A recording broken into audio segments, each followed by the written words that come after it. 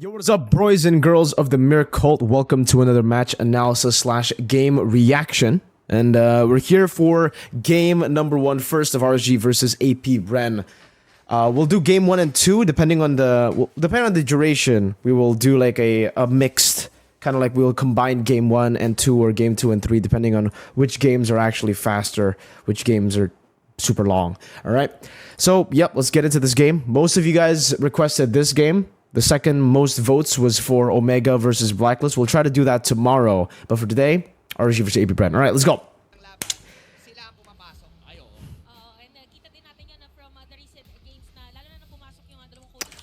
Give me a sec, guys. Let me just open up Epic Pen real quick as the drafts go on here. All right. All right, early on, pretty standard bans coming in. Very interesting, though, the fact that the Lancelot gets banned out. In Indo, we don't usually see Lancelot getting banned in the first phase. We usually see Joy Fanny always banned out. PH is very different already from here. You've Kaja as well. We don't really see a lot of Kajas in the first phase anymore. Kadira, Fredrin, still normal. So RSG is like the normal for MPL Indo. Ah, yeah, there you go. This is like an MPL Indo banning phase, RSG PH. Meanwhile, for AP BREN, well, yeah, the Lancelot and the Kaja we don't see too much of in the first phase. It really depends on who people are up against, you know? If you're up against Audi TZ, against the players who can play Kaja really well, then the Kaja still does get banned out. Alright, first pick for AP BREN. I wonder what it is going to be. Fanny?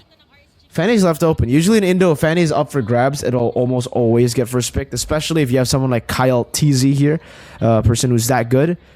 Alright, Valentina gets picked up first. RGPH responds with what? I'm gonna just skip through this, bro. I want to know what they go for. Terizla Edith. Okay. Yeah. So, okay, for the picking, it's pretty similar, actually. Like the prior heroes that get picked up. In week 6 of MPL ID, this is also what we've been seeing. Just Terizla, Edith's coming up a lot more often, even in the first phase. Bruno is also a very, very big favorite in Indonesia. You'll really usually see it in the first phase of picks here, either first pick on blue or the first 2 picks on red. I don't know how AP BREN likes to draft this season. I only watch them in ISF, but they really love their Brodies in ISF. Let's see what they go for. Mardis and Xborg. Okay, so the Xborg for the Terizla. Technically, the Xborg for the Terizla and the Edith, and the Mardis here just to get a safe pick in the jungle. Okay. Irad is a very dynamic jungler here. I think they can save Irad's pick for the last phase and then go for a what? I don't know. Maybe I'm just biased to Bruno. Bruno's been so successful in MPL ID, so I'm thinking Bruno. But whoa, Gord. All right. I would actually say this is a great pick. Gord is great against people who can't really dive. And, you know, you would say Mirko Xborg dives really well. Yes. But they already kind of have an answer to it. When you play Gord, you either go up against a composition that can't dive, or you have a team that can cover you very, very well. Edith and Terizla does so good in that department. This is really cool, by the way. The Pentagon, or the Hexagon. Early to mid. Ooh. So RSGP, okay, so AP BREN are blue, RSGP are red. The hell is an ISO? Right, Claude ban coming through. Good ban. A hero that can actually get through the back towards the Gord. I expect some other gold lane bans as well from AP BREN here to respect Eman. Really wasn't expecting the gold laners to be left open like this. Fanny, okay. So there's still a lot of... Okay, there's still respect towards Fanny, but it's towards the second phase. That's a difference to Indo, I believe. RGPH and what? Brody ban? Grok. Okay. Removing a lot of the dive heroes here from RGPH. All the dive. Just getting rid of it. Now what do they want to go for now? What ban? Baxia? Ixia. That is new. I don't think we've ever seen a Ixia ban. I know... There you go. That's the Bruno I predicted. It came in way late. But yeah, Ixia, dude. In Indo, Ixia has been picked like 4 times, and it's sitting at a 0% win rate. Nobody's been able to make it work. And Onyx actually tried Gord and Ixia, and they got stomped, dude. They didn't get stomped. They got stomped. Yeah, they lost against Dewa. Alright, Ixia ban. Very interesting. I haven't seen, like, I actually didn't watch the Ixia game with Iman when Iman played it. I only saw that, you know, he picked it and he won with it. So definitely something I need to watch to understand why it's banned out. I don't know if it's that strong. Franco and Irithel. Irithel probably the best matchup. Irithel and Brody probably the best matchup into the Bruno. The best matchup doesn't mean that you actually win in the lane against Bruno. I think nobody gets a winning lane against Bruno. It's really hard to win a lane against Bruno. By a good matchup, I mean you don't fucking die. You can just farm. You can survive the laning phase. Now what? What do they need to go for? Jungle. I mean, normally I would just say Baxia. But against this composition, the Baxia would get shredded by the X-Borg. And against the Martis, Martis has a lot of counterplay to the Baxia too. Very tough with the Fredrin and Lancelot banned out, and even the Fanny. I don't know. Oh, Guinevere. Okay, we actually saw a Guinevere pick in Indo, guys. I don't know if you guys watched the Indo game, but we did see a Guinevere. Wow. Against a Martis. Guinevere. A lot of people might not know this, but Guinevere farms very, very fast. We did see a Guinevere pick in MPL ID.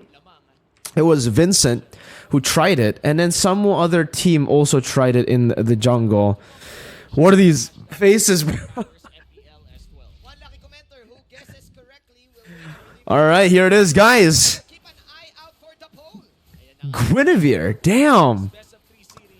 Yeah, Guinevere actually clears really fast, guys. Underrated clear. Still lose to Martis, I believe. Actually, same time. They're the clear. Let's take a look at the emblems. Oh yeah, the Impure Rage has just been like raising in popularity so much. Even in the jungle, and on Fredrin, a lot of junglers in Indo will just use the Impure Rage. It's because you can get the... You can proc it almost every single time with the Impure Rage, and it gives you a lot more... I would say just for members who bring mana, you get a lot more value, obviously. You know, that's why I was kind of confused when Sutsujin brought it on the Fredrin. But it's been very popular nowadays. It's getting really popular. Let's take a look at the laning here. Turbulence should win early on. Bruno should win early on as well. RSG PH have drafted like a really good comp because of that, man. And again, the Gord into the Valentina is a very good matchup for the Gord. Not necessarily for trades, but for clear. There's an alarm that went through, my bad. Alright. So yeah, for clear. So I would say RSG PH technically have 3 winning lanes. They have 3 lanes where they have an advantage. And they also have a jungler who can clear as fast. So on paper, RSG PH won game 1. Based on draft, like the way that they can play the game and the way they can have so much prio in this game. X-Borg is a counter to Terizla, but it's not in the early phase, guys. Early phase, Terizla eats X-Borg up. Oh, interesting rotation here. Okay, so Nats goes into the mid lane, and then yeah, it's just a swap. And this is what you get when you have this more pressure in the XP lane, guys. Nats is able to rotate so much quicker into that mid lane, and they're able to just get that pressure down. Flap's doing a good job, by the way. Oh, Gwen, nice hook. Yeah, AP BREN. Oh, whoa. Super aggressive. Penalty zone as well. Wow. They're really ignoring this fight. Mystic Gush, Flap 1. Wow. AP BREN, good reaction, but I think that was a bit forced as well from RSG. Still a very good Turtles take 50-50 1v1 in the jungle. And if it wasn't for Irad winning that retry, I think it would have been sad. I think AP BREN would have just like, that would have been a bad trade, horrible trade for RSG. Yeah, super forced by Light, I believe.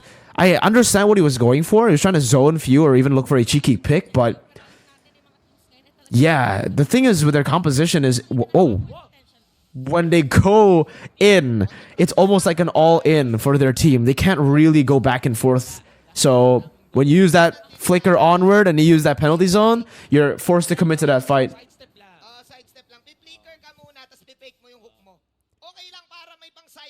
House Claw's first item. Okay. Kyle's walking up. This is where... Alright. Whoa! Kyle's engaging. Good iron hook as well. Good cancel though. Requiem, nice. Wow. Beautiful plays, man. These skirmishes are great, bro. Looks so good, but yeah, that's why the Edith is so prio right now. The amount of CC that you have is pretty disgusting. And Gani actually mentioned this in one of the games or one of the matches for MPL Indo. He said that in terms of full lockdown or CC, Light or Edith has the biggest duration for like CC lockdown. Oh, flap. What I mean by that is if you get an Onward and an Earth Shatter, that is the longest CC that you can achieve. Like with those kind of knockups. Obviously, suppressions like Kaja and Franco are longer, you know, they last longer. Yeah, Xborg just really struggles in this lane, bro. Let's take a look at the items. Okay. Berserker Fury, Haas Claws to the Berserker's Fury. Great build. Whenever I play Bruno, I take a look at the pro builds, and a lot of people just go Wind Talker first item. I don't like that. I think this one is just the best. Haas Claws into the Berserkers, especially when you're up against opponents who can actually play the game. Oh, Light tried that. Onward. Irad coming in. One level difference. Requiem. Oh, beautiful by Kyle Tseezy there. Good escape by Irad. Nice disengage from RSG PH. Well played. Dude, alright. These games are actually insane. In how they're contesting. Like, there's not a moment where it's just one team dominating. Nice flicker, Bloody Hunt. Good lockdown. Nats is dead here. Decimation. Beautiful. What a dive, too. I mean, there's so much to appreciate in this game early on in the 5th minute already. It's just the way that they executed this dive, man. Kyle just zones air. It's pretty basic, but it's things that not a lot of people do, actually. Like, look at Kyle. He's more focused of just zoning, and then he comes in for the kill when it's time. It's just really intelligent, man. Again, it's very basic. It's like things that you would expect, but we don't really see that a lot, you know? Especially in ranked games. Things that you guys can note to do when you're diving, especially up against an Edith. If you dive against an Edith, it's almost, in a lot of these different scenarios, you will get outplayed, you know? You gotta respect that Edith. The smartest pick is just brilliant to respect that. Again, look at the way that they're diving here. Kyle walks up. He's able to bait so many resources with Immortal Coil. Anti-CC, Requiem. Ooh, bad dive though. Irad gets a good kill. Light, Primal Wrath. See, that's why... Oh, just as I say it, man. A lot of times, against the Edith, if you dive, you're going to get outplayed. And it happened here. They weren't able to kill Irad fast enough, man. And Light was just able to stomp them. Look at this. That's what happens, dudes. That's what happens. So, again, this is a really well-executed dive, I would say, from AP BREN. They did a lot of the things right. Again, who's sanking, etc. But RSG just played it a bit better. Irad got a very brilliant Requiem there. He timed it well, right at the Mortal Coil. Yeah, beautiful Requiem, man. Right as the Mortal Coil was there. Beautiful timing. And he finds it, and then it's the outplay from there. It's not that AP BREN made a mistake. They were actually executing a really good dive, but RSG just outplayed them. That was good. That was really good. Man, I'm already impressed, dude. This is for the first actual PH game that I've watched. Now I really get the comments saying that, you know, like, PH is on a different level, etc. Even though I would say that, you know, I don't think PH is that far off, like, level-wise compared to Indo. But I can definitely see where the comments are coming from, you know? Even though there's a little bit of bias from my commenters, I can definitely understand, bro. The amount of forced errors in a game, and the amount of outplays here and there, even after forced errors, I can respect that. I can really respect the commenters now. Alright. Third turtle. Setup. Let's see. Bottom lane cleared out already, both for Xborg and the Teresa. They've cut it. RSGPH. See, this is the disadvantage when you have a composition like RSGPH. You're very, very reliant on your backline for damage. So look at the way that they're playing. They can't really spread out as usual. When you usually see a composition, a normal composition, not a fully like front to back composition, they'll spread out around here and they'll try to take control over the turtle from different angles. But with front to back compositions, this is what you kind of have to deal with. It's great. As long as you keep this position, it's great. But AP BREN have so many resources to actually split you up. So very curious to see how this team fight goes. AP BREN has a great like mid-game composition. So there you go. Calteezy picks it up. RSG. Oh, they're looking for a fight. Light jumps in. Oh. See, as long as they keep that fucking position, dude, they're good.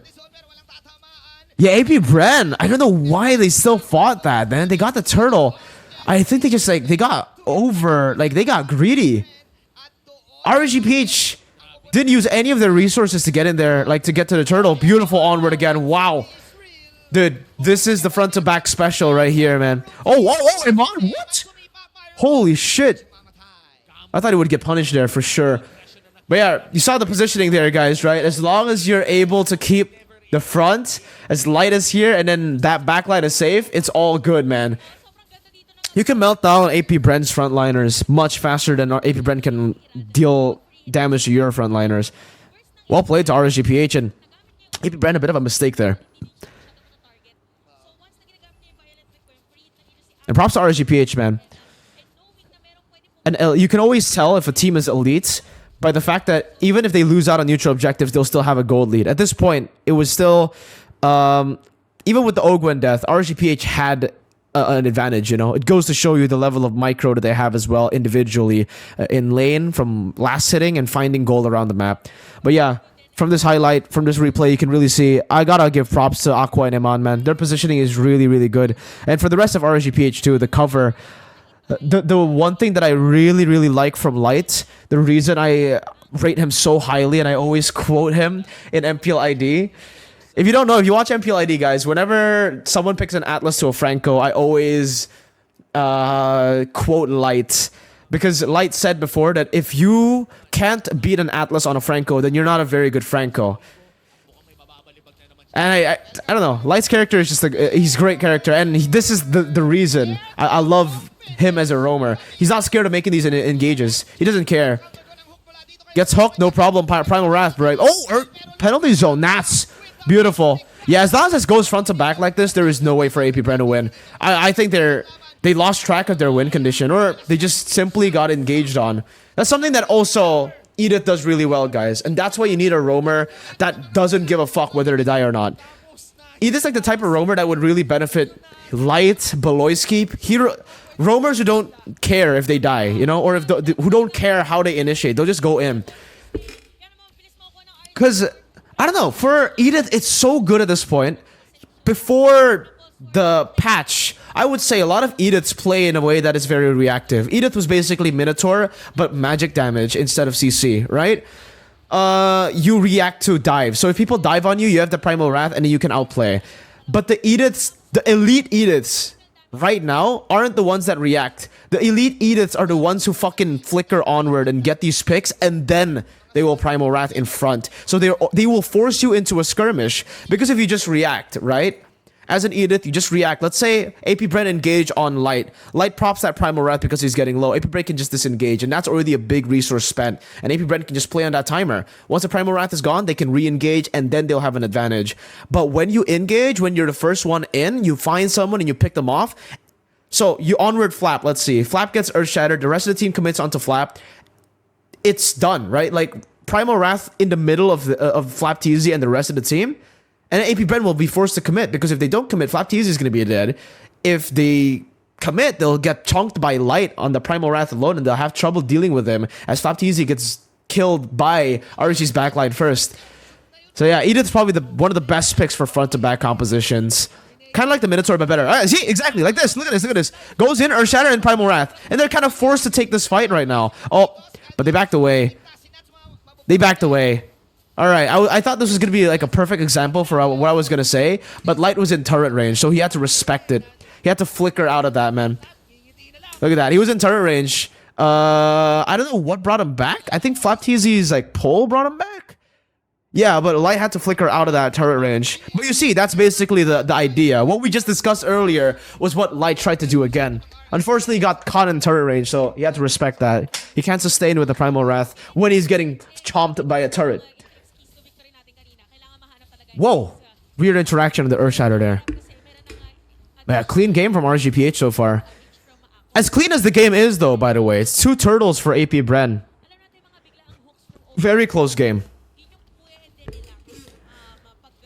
It's been 10 minutes and I've already like the duration of this video is already 20 minutes.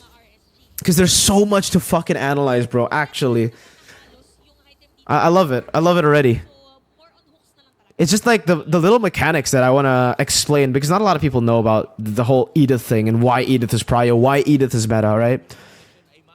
I still get questions to this day in my comments in my live stream about that. Oh, again. Oh, if they find a good pick here, if light goes in, oh, Irad. Oh, it's over. Oh, wait, the back. They forgot about the back. No, that's exactly it, boys. That's the weakness of the front to back. You can't dive like that. Oh, I forgot about the. Oh, that was brilliant, though, man. Wow. Whoa. We gotta replay this shit. Yo, Super Mirko and Ogwen, they were waiting for that, bro. And even Few, look at that. Instantly going to the back, Super Mirko as well. Prime, everything we said in the early game has come true, man. Super duper Mirko. Manjin.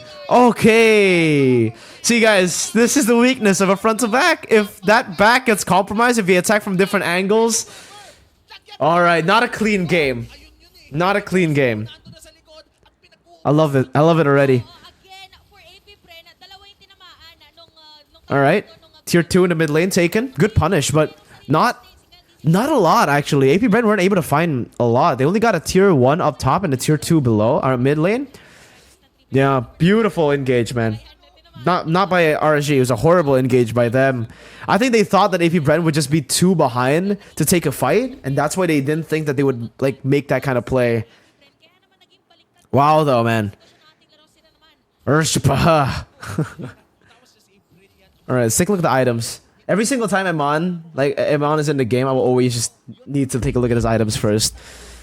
Nothing too interesting here, actually. Just a Haas Claws Berserker into Wounded Nature because there's still a lot of physical damage threat that can go towards him.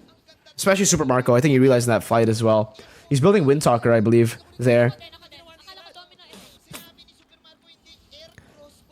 So let's see. Again, though, it's all about keeping the formation in this game.